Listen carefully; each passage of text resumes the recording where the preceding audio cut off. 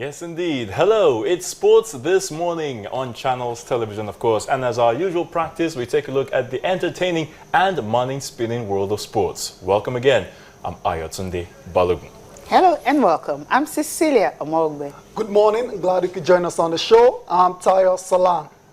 All right, what's on the menu today? Well, the national under-23 team gets off to a winning start by just edging past Mali 3-2 at the ongoing Under-23 Nations Cup in Senegal. Although you may be tempted to say that the lads can do a lot better in the tournament as it continues. Okay, and of course, right there in Britain, it's all about celebrations. A 79-year wait finally over, and one man, Andy Murray, ensured that that was possible. Were the most sought-after trophies in the world. Right now, Great Britain had it after 79 years. Wow, Andy Murray, absolute legend. Well, from another legend to another legend, Kobe Bryant, after 20 years in the game and 5 NBA titles, says he will retire at the end of the current season. Cecilia, well, I was expecting how long have you been waiting for that I was one? waiting for it. I waited for it last season, actually. Yeah. I felt it was going to leave after that injury crisis and all that. Coming back from that injury, like more than one season injured, and he came back. He just tried to replicate his old self. But right now, he has not been able to do it. And of course, he's having some horrible shock kind of statistics right now that nobody would really want to talk about, because those stats is something you look at, you look like, is this really Kobe we used to know? Yeah. I think it's the right time for him to actually do that. But what's going to happen is he had the whole season in front of him. Yeah, we'll find out. But like you said, this season it hasn't been the Kobe that we've been grown up, watching. He's averaging just about 15 points a game. His shooting percentage is actually very low as well. So it's been a terrible season for him. Yeah, for Kobe and for LA Lakers. For the Los Angeles Lakers, they've been absolutely terrible as well too. So him actually announcing his retirement hasn't come as a surprise to me as well too. He's been in the game for 20 years now. I think we'll definitely, it's a long time, and we'll definitely thrash that out in the course of the show, guys. So you don't want to miss it for anything on Sports This Morning. So let's get on with it. Well, indeed, it was an action-packed weekend in the sporting world. Yes, we'll talk more about Kobe Bryant, definitely. From the national under-23 team, beating Mali, of course, in their under-23 first game at the Nations Cup. Great Britain, you already know, winning the Davis Cup for the first time in 79 years. And, of course, to the big one, Tyson Fury beating Vladimir Klitschko in Dusseldorf to become the new world heavyweight champion. Well, it's already in the news all over, and the Brits are already celebrating that one. But, guys, really, the one that really should get us talking right about now is the one that has to do with, of course, Davis Cup. But before then, of course, you were talking about the one involving Kobe Bryant. So, well, it's been a long time coming. I'm not surprised that he's going to be quitting, because he's been there like forever. 96, that's when he was drafted. Yeah. And this is 2015 now. For him to have such a long career, long time, it shows you the kind of person he is. So it's a sad one for the NBA, because when you lose a legend like Kobe, it takes something away from it. But the good thing is there's some good players in the NBA right now that are on their way to actually becoming and achieving legendary status. Just like Kobe too. Exactly. So yeah, that's how it is sometimes. A sport like basketball, where it requires a lot of athleticism, when you get old, it tells on you. He's 37 years old now, and he's had a lot of injuries, like Cecilia said. So I think it's just time for him to call it quits, and it's not a surprise to me at all. 5 NBA titles, he's won it all. He's achieved, he's won it all. I remember as Olympics, gold medals, like 2.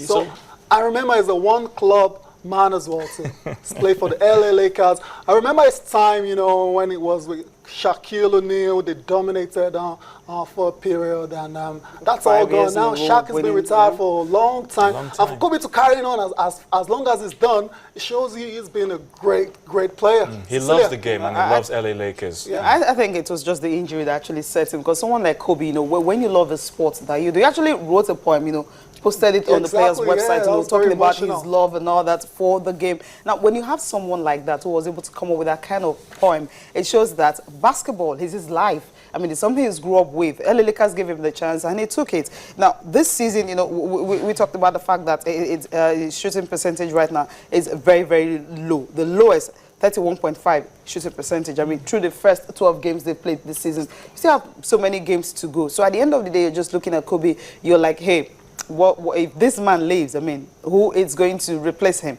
I mean, I'm talking about LA Lakers right now because, I mean, we have, okay, there you go. That's the poem. He says, this is just a little from the whole poem. It's a very long poem, but just a little from it. It's very interesting because maybe he should start writing poems. I'm ready to let go, but I can't love you obsessively for much longer. This season is all I have left to give. My heart can take the pounding, my mind can handle the great, but my body knows it's time to say goodbye. So, I mean, that's a clear case of the spirit is willing, but the flesh is weak. It's not cooperating at all. Yeah, exactly. So, I mean, if not for the injury, I think he would have really, really loved to continue. Exactly, and I was saying something about his numbers earlier. 15.7 game points. You know, per game is averaging 3.4 assists per game and 4.1 rebounds. Those are decent numbers, you know. You find at his age. Yeah, at his age, those are really decent numbers, but that's not Kobe. But that's worst for him. I mean, that's worst for him because for him, he feels he's having the worst season he has ever had, you know, in his 20-year career in the NBA. Yeah, good one for Kobe Bryant, and he retires with $25 million in his account. That's what he earns this year. So it was not, for me, at the start of the season, I knew there was no way Kobe was going to retire without actually earning that money for this year. $25 million, highest earner in the NBA. He's having a poor season, but who cares? He's earned it. He's getting all the money. He's smiling to the bank. That is important. Very, very important. Well, if we can get to listen to him, I mean, what at the press conference, it was really, really emotional, you know, talking about his, you know, his life in the NBA, the things he's going to lose, and of course, still being with the best team you can ever think of.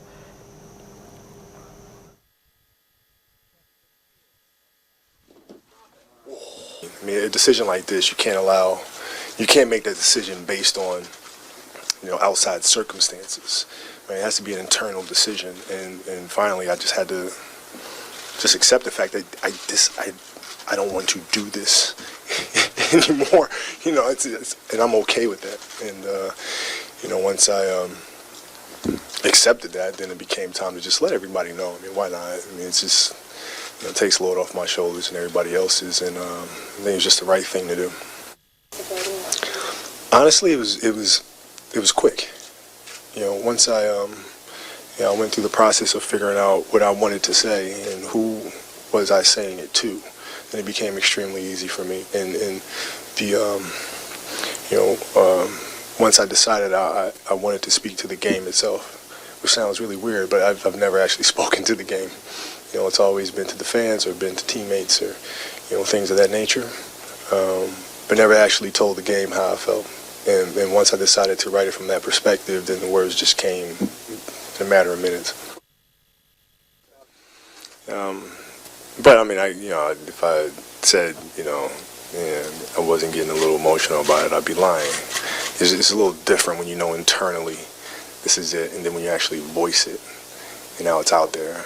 You know, it's a certain level of, you know, finality to it that adds a little more. You know, but the coolest thing is the messages that I receive from other players, right? And they say, you know, thank you for the inspiration, thank you for the lessons, for the mentality. I mean, those things are the things that honestly mean the most to me. And you know, it's that respect from the peers. That you just really, there's nothing in the world that can top that. All right, Kobe Bryant there in an emotional speech talking about his retirement at the end of the season. Well, another interesting thing, definitely, guys, it's the Davis Cup final. Finally, Andy Murray, world number 2, he did it for Great Britain. Wow. Nate is expected, and come on, not Cecilia. You know, it was expected. You know why? No, precisely. Okay. You know, I was looking. I checked the players that were on the side of the benches. I hope nobody's underrating. I mean, no. David Goffin. I mean, I was Darcy's. I was looking at the players that were on the other side. I felt okay. Andy Murray, if he's at his best, he can actually, he can lead his team and actually take it out. And of course, he did it. I expected a 3-1. That was a clean one. And you know, if you check his transition, you know, when the ATP Tour Finals was ongoing, you know, when he lost, everyone was like, okay, maybe his mind was actually on Davis Cup. And after the game, he says, look, it's more important for him to have won for his country than his own personal career. Now, there's someone that had to just put his personal career on the hood for now, and of course, let my focus actually shift on clay, because if you check the transition, it wasn't really easy for him. You know, he had to train on clay for like 1 week, you know, before the ATP Tour finals, and of course he lost, and he had to shift his focus back to this one, and this is the biggest one. This is the biggest one. The World Cup of tennis. Exactly.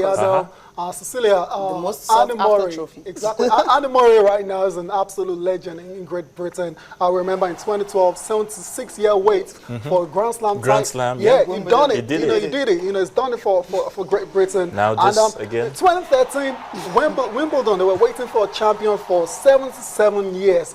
He did it for them. And this time around, they were waiting for 79 years. You know, 70 years. Remember the gold medal in London, ahead of Roger Federer. Right, I think because of him now, Roger Federer hasn't won, you know, a gold medal at the Olympics. So I think when you look, I'm talking about singles, not doubles. Yeah. You know, if you look at Andy Murray, I think he says after that, jokingly anyway, that they actually deserve knighthood. I think he's right about that. No, maybe not yet. He needs to win more titles. Then we can give him the title. Do you know what it means for you to get, you know, at the Olympics, the #1 medal, then this one, more like the biggest trophies ever. Let's push him a little bit harder. Okay. To where? To win more titles. What titles do you mean Grand Slam? Okay, yeah, he has won Grand Slam, and that's personally. We're looking at what he has done for his country. I think he can do better. So he has to wait before he gets his title. Yeah, it's going to have to wait. I agree with you, Anthony. I agree. He has to wait. It's still early. It's still early for him. He's not 30 years older, you know, so it still has a long way to go, but I think he will get that knighthood. Yeah. At the first round, we're looking at the way they actually got to this final. At the first round against the United States was 3-2. That was home, you know, indoors also. Against France, 3-1, you know, on grass, and of course on clay. Another indoors against Australia before they actually played this one. You know, that one ended. The one against Australia was 3-2 in the semi-finals. Of course, in the final, 3-1. I think when you just have some crop of players who are just ready, hey, let's just do this in my country. Let's just see how it goes, and you get it. I remember how Roger Federer and, of course, Stan Wawrinka also celebrated when they got this one. You know, they haven't got it. So it's a big event. That felt it's just a really like big yesterday. event. I remember that final for Switzerland. Yeah, felt just like yesterday. Yeah, exactly. Another one came upon us already, and the Great Britain, congratulations to them.